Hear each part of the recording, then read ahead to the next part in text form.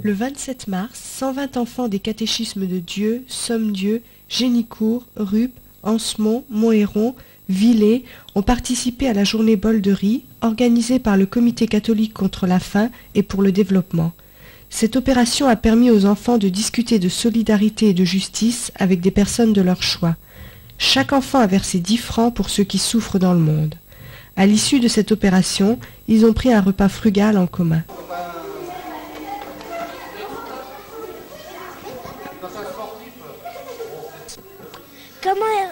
Comment réagissez-vous lorsque vous voyez quelque chose d'injuste et qu'essayez-vous de faire pour réparer cette injustice? Nous, à Dieu, on a 3 équipes de foot, donc il y a 3 niveaux différents. Si un joueur n'est pas convoqué en équipe première et qu'il se sent capable d'être en équipe première, donc il va en équipe B, pour lui ça va être une sorte d'injustice. Maintenant pour lui, le fait, pour réparer cette injustice, ça va être de travailler à l'entraînement, toujours travailler, ne rien dire, ne jamais rien dire, travailler, travailler, travailler. Et la fois d'après, il sera peut-être convoqué dans l'équipe première. Donc il réparera son injustice. Réagissez-vous lorsque vous voyez quelque chose d'injuste et qu'essayez-vous de faire pour réparer cette injustice? Alors dans un premier temps, si je trouve quelque chose d'injuste, en général je décide d'aller au fond des choses. Parce que souvent de loin on dit c'est injuste, mais quand on approfondit un petit peu, la chose paraît en général moins injuste. Et c'est sûr que je n'ai pas à m'immiscer dans les positions que prend l'école, une association, monsieur le curé par exemple, mais si quelque chose de très grave se passe, j'irai quand même voir ces représentants ou de la religion ou d'une association pour approfondir le sujet. En tant que conseillère municipale, j'ai à faire respecter des droits de justice, parce que les droits du citoyen,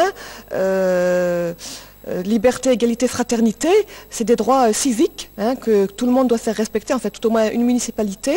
Et moi en tant que conseillère, disons adjointe aux affaires sociales et aux écoles, c'est sûr que je suis très sensible à ce genre de problème. Quels conseils pouvez-vous nous donner pour que nous soyons plus solidaires?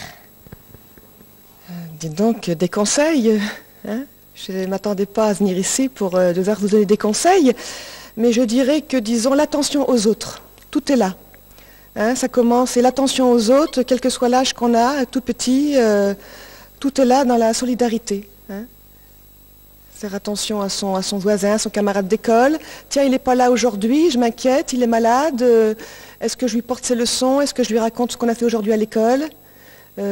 Bon, je prépare le riz pour les enfants. Nous attendons, je sais pas, dans les 140 enfants. On a 14 kilos de riz à faire cuire.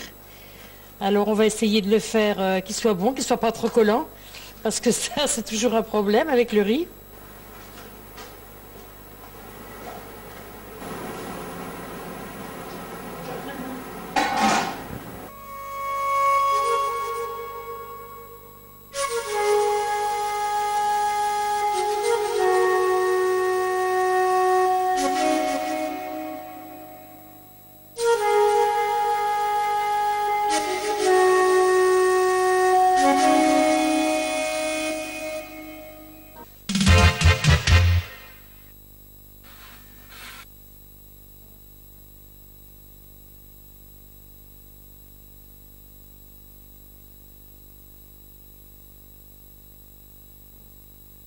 Là, vous vous trouvez devant une peinture à l'huile sur toile. Le thème, c'était une aventure personnelle finalement. En 1994, j'ai fait un voyage dans mon pays natal, qui est la Prusse orientale. Moi, je suis né à Tilsit, une ville à côté du Yémen. Et j'ai prolongé mon voyage juste en Lituanie, un des pays baltes, récemment libéré. Et là, en marchant dans la plaine lituanienne, moi-même et mes copains nous sommes aperçus qu'il y avait des petites collines. Et en se rapprochant, on voyait des milliers et des milliers de croix. Alors on trouvait ça, on croyait que c'était un cimetière, mais ce n'était pas un cimetière. Il n'y avait que des croix, il n'y avait pas de nom. Il y avait des croix finement sculptées, très très hautes, et des tout petites croix en matière plastique minable, finalement, accrochées aux grandes croix. Et on faisait le chemin entre ces croix-là, et je vous avoue, j'étais extrêmement impressionné. Et c'est seulement plus tard que j'ai appris l'histoire de ces collines de croix.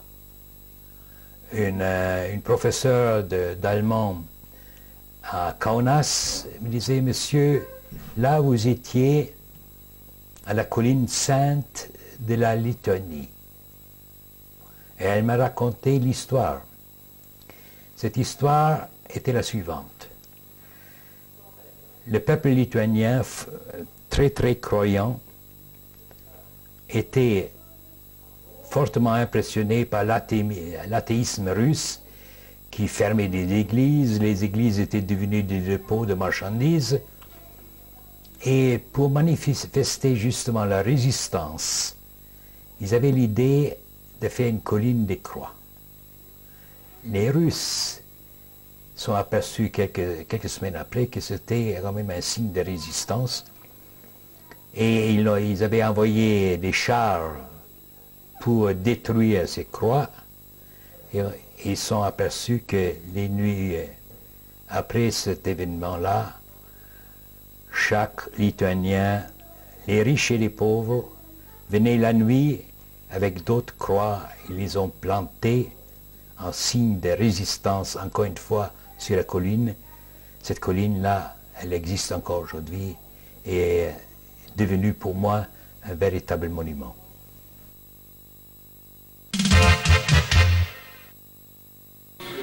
Pendant 1 ou 2 minutes, espèce de gâteau.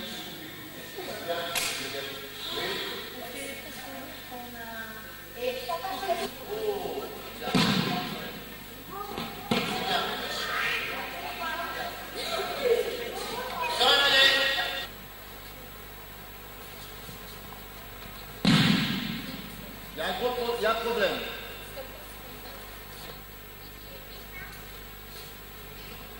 Est-ce que c'était une vraie attaque, ça? Ah oui, c'était une vraie attaque. Une belle attaque.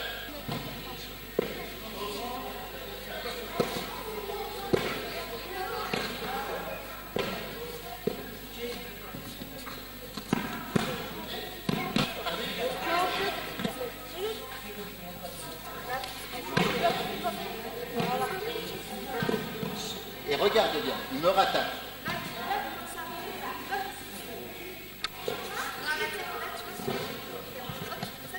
Voilà. Ça. Et quand même, si le pantalon, c'est une attaque.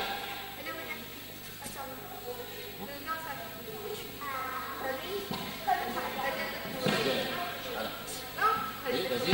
Allez, maintenant. C'est l'autre jambe. C'est pas grave, c'est l'autre jambe. Ah ben voilà.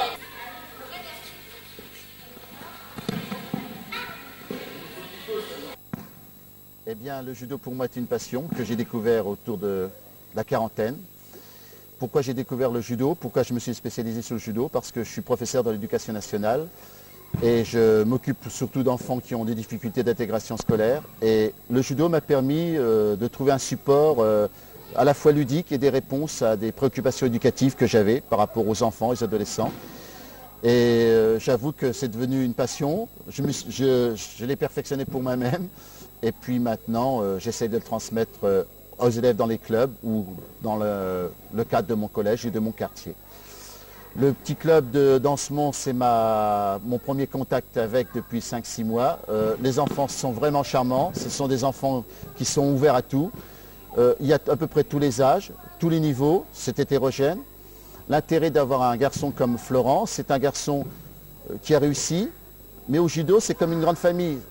Dans une famille, on côtoie les enfants, le père, la mère, le grand-père, et tous ces aspects hiérarchiques ont leur importance. Et bien dans le judo, c'est exactement pareil. C'est toujours important pour les enfants de côtoyer le futur champion, celui qui sait plus, qui apporte, on communique. C'est l'esprit de partage, de convivialité. Ensuite, L'intérêt aussi de ce sport, c'est qu'il y a des règles, des contraintes. Il faut y rentrer, ce n'est pas toujours facile. Et il y a aussi un code moral. Le code moral, on y revient, on a fait une faute, on a fait une erreur, on peut en discuter, on a un repère. Parce que la moralité, dans le sport comme dans notre vie courante, je ne dis pas que ça se perd, mais disons que c'est quelque chose qu'on n'a plus l'habitude de côtoyer. Et pourtant, c'est quelque chose d'important. Changez.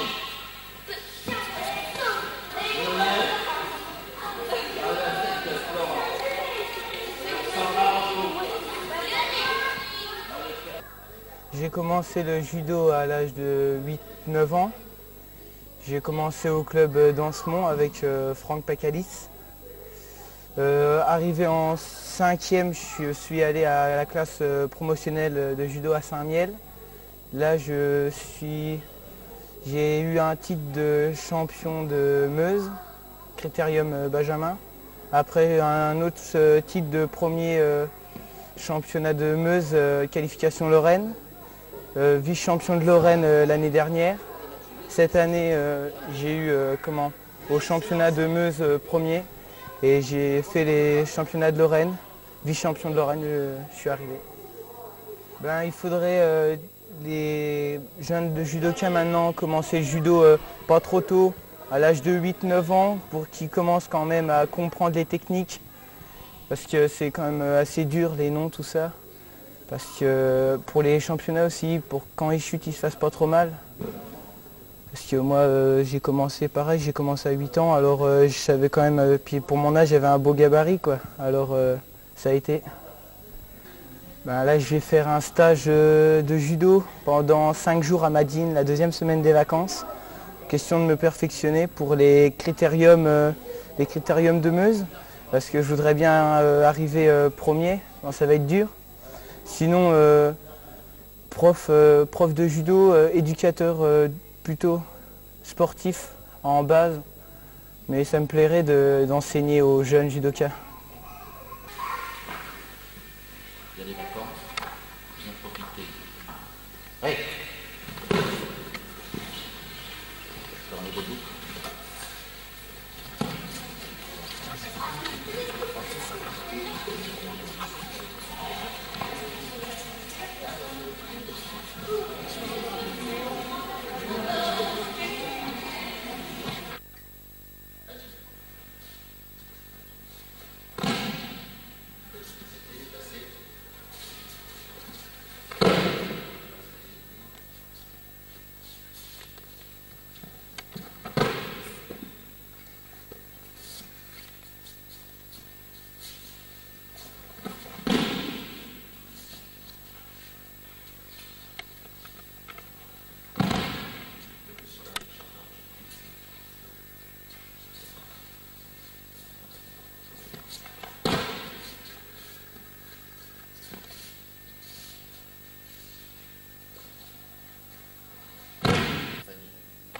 Damien tire.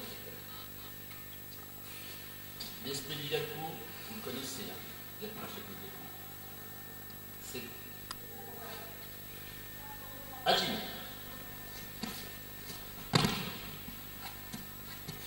Essayez de me déplacer.